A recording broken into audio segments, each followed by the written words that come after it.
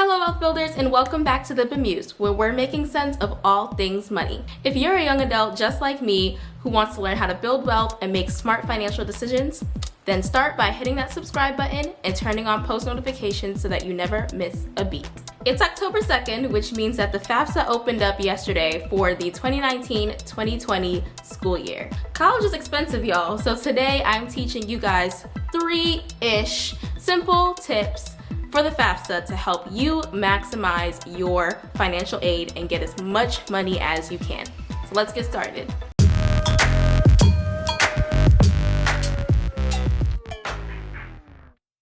Tip number one, just do it. Fill out the FAFSA.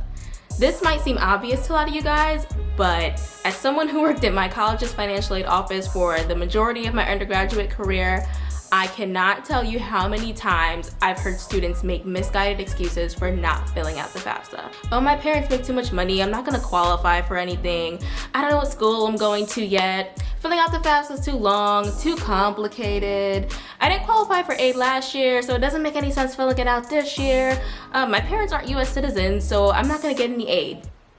First of all, stop it now.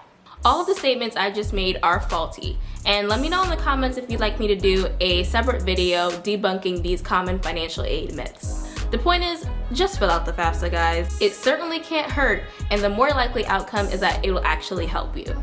Tip number two, fill out the FAFSA as soon as possible.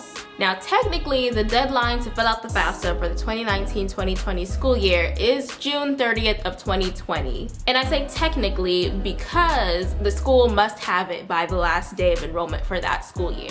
So if your school ends on May 1st of 2020, then that is technically your official FAFSA deadline for that school year. However, many states have their own deadlines. And so if you're going to a school in the state that you actually live in, it's even more important for you to pay attention to those deadlines. I know a lot of our viewers live in New York, and so the state of New York's FAFSA deadline is actually the federal deadline of June 30th, 2020. For my DC residents, your FAFSA is due by May 1st of 2019 if you want priority consideration for state aid. And if you're eligible for the DC Tuition Assistance Grant, or the DCTAG for short, you need to make sure that you fill out your DC One app by May 31st of 2019 so that you don't miss out on that either. And for all my Marylanders, your FAFSA is due by March 1st of 2019. And that might sound so far away, but March 1st is literally in 5 months, guys. It's not a lot of time. Where are you watching this video from? Comment below and let us know where you're at. And I'll drop a link in the description below so that you can find out what your state's deadline is. But Akiva, what if I'm not going to school in the same state I live in, you ask?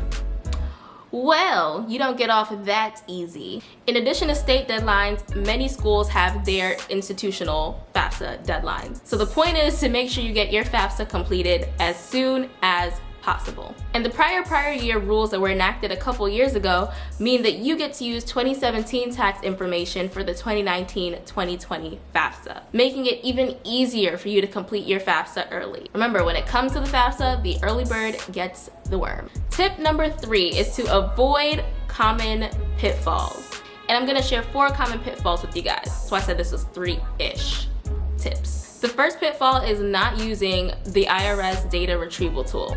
A lot of people are very concerned about the accuracy of their FAFSA, and they say it's too long and too hard to fill out, yet many people don't use this valuable tool. So the data retrieval tool, or DRT for short, allows you to seamlessly import your tax return information into your FAFSA. Keep in mind that not everybody's eligible to use this tool depending on your filing status, and I'll drop a link in the description below to show you whether or not you are eligible to use this data retrieval tool on your FAFSA. Now also, remembering that you're using 2017's tax information for something that's occurring in 2019 and 2020, also remember that if you or your family experienced a significant change to your financial situation, like, you know, a parent lost a job or unusual circumstance, like maybe 2017 was just an abnormally high income year, for taxes, but that's usually not how it is from year to year.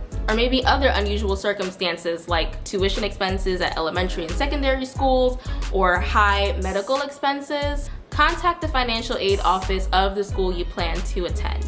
They have the ability to make what's called a professional judgment on a case-by-case basis, and they can actually go in and adjust your need. I must stress, this is on a case-by-case basis only. They're not obligated to do this, and whatever decision they make is final, and you can't appeal it with the Department of Education. But it's an option. And this is why my earlier tip about just filling out the FAFSA to begin with is important.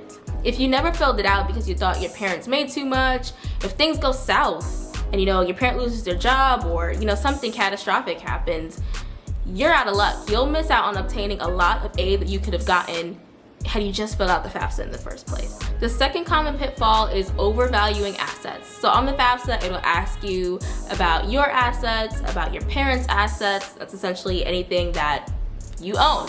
So it'll ask you the balance of your checking accounts, etc., etc. The FAFSA will tell you this when you go to complete it, but it's important to also point out that those assets do not include the home that you and your family live in, does not include the value of life insurance, and it does not include retirement plans. So they don't care if your parents are 401k millionaires. It doesn't count. So don't make the mistake of overvaluing you or your parents' assets. The third common pitfall that I see a lot is mixing up the student and the parent information on the FAFSA, and that is a huge deal.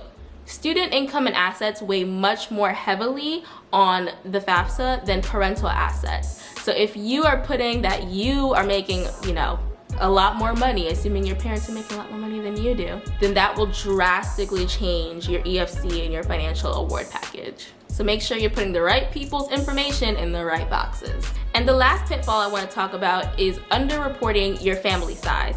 So on the FAFSA, it'll ask you for your family size. So don't forget anybody, don't leave anybody out. That includes everybody in your household. You, your parents, your siblings. Even if your siblings don't live at home, if your parents still take care of them, at least 50% of their needs, you count them too. Remember to include everybody. And it'll also ask you how many of those people are in college, and that can make a significant impact on your FAFSA. And that is for anybody in your household that is enrolled at least 6 credits, or you anticipate that they will be enrolled in school for at least 6 credits during the time that you are in school. So in this case, during the 2019-2020 school year. And make sure to go back and update that if anything changes. If mom and dad surprise you with another sibling, make sure you remember to add that on to your FAFSA, go in and update things.